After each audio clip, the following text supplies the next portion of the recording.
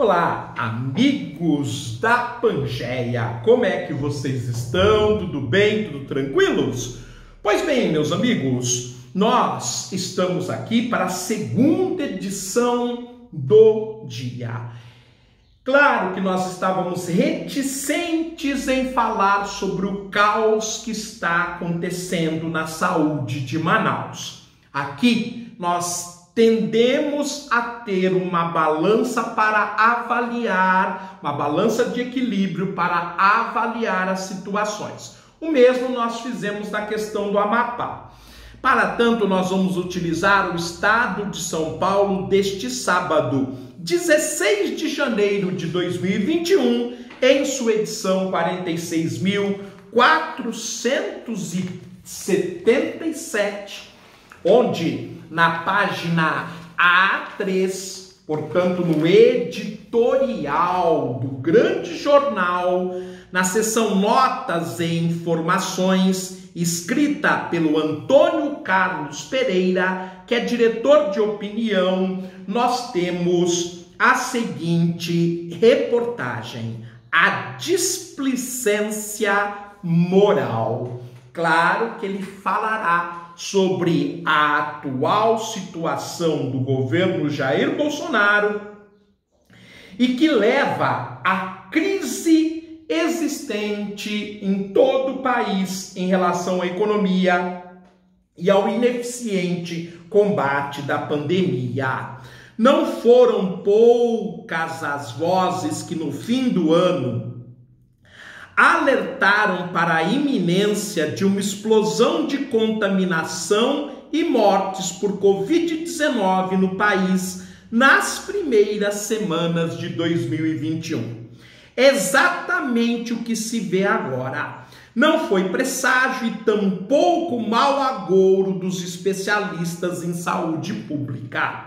Foi apenas a antevisão de uma consequência lógica da irresponsabilidade com que muitos governantes e cidadãos se portaram diante da ameaça de contágio pelo novo coronavírus durante os festejos e férias de fim de ano. Infelizmente, esta é uma situação que havia uma grande previsão de boa parte da mídia, que o relaxamento do enfrentamento da pandemia, as grandes aglomerações nas cidades, nos centros de compras e nas praias teriam um reflexo negativo. E nós estamos colhendo esse reflexo, como por exemplo no caso desesperador da falta de tubos de oxigênio na cidade de Manaus, uma das maiores do país. Agora, a incúria, o egoísmo e o desmazelo de tantos que puseram a fruição individual acima do interesse coletivo apresentam uma pesada conta. Na quinta-feira passada, o país registrou o recorde da média móvel de casos diários de Covid-19. De acordo com a apuração do consórcio de veículos de imprensa, foram 56.453 novos casos em 24 horas. A nação pranteou a morte de cerca de 1.200 brasileiros por dia.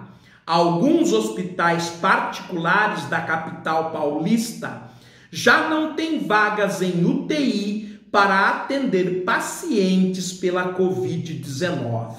Na capital fluminense também não há mais leito de terapia intensiva exclusivos para o tratamento da doença. Em nenhum município, no entanto, a situação é tão dramática como em Manaus. Chegou-se ao ponto em que médicos e enfermeiros não têm outra coisa a fazer a não ser administrar morfina em pacientes graves que agonizam nos leitos pela falta de oxigênio. Gente, tem morrido gente sufocada porque não há tubos de oxigênio necessário para atender a demanda. O governo Jair Bolsonaro começou o seu mandato criticando profundamente a Venezuela, pois ele está passando a vergonha de importar tubos de oxigênio emergencialmente da Venezuela para atender a situação crítica de Manaus. A sensação de impotência levou ao desespero muitos desses profissionais. Por meio das redes sociais, eles publicaram pungentes pedidos de ajuda, enquanto viam seus pacientes, um após o outro, morrerem afogados no seco. Só ontem começaram a chegar cilindros de oxigênio a Manaus, vindos do Rio e de São Paulo, em aviões da Força Aérea Brasileira. O colapso do sistema de saúde em Manaus é o retrato cruel de como a negligência e o negacionismo do poder público, aliados à irresponsabilidade dos cidadãos que fazem pouco caso das medidas protetivas contra o vírus, são mortais, como se esta, diante de uma crise sanitária da magnitude da pandemia da Covid-19, nada pudesse fazer. Não se chega a um estágio desse sem uma longa esteira de erros e omissões. Fiel à sua índole, o presidente Jair Bolsonaro foi rápido ao fazer circular a informação de que o governo federal repassou 9 bilhões de reais ao estado do Amazonas e 2,5 bilhões de reais à cidade de Manaus, sugerindo que nada tem a ver com o desastre havido na capital amazonense. Fizemos a nossa parte, disse o presidente ao grupo de apoiadores que batem ponto na entrada do Palácio da Alvorada. Em primeiro lugar, repasses da União aos estados e municípios decorrem das leis e não da vontade de alguém e da Constituição, e não da boa vontade do presidente da República. Isto é sua obrigação, é seu dever. Isto não é uma vantagem. Bolsonaro não fez nada além de sua obrigação ao repassar os recursos do Fundo de Participação dos Estados, o FPE, e do Fundo de Participação dos Municípios, o FPM, além dos recursos extraordinários aprovados pelo Congresso para dar conta do enfrentamento da pandemia. Segundo, em nenhum momento dessa emergência sanitária, o resultado trágico em Manaus ou em qualquer outro município decorreu da falta de dinheiro. Faltou ao governo federal compromisso com os fatos, com a ciência, com a vida.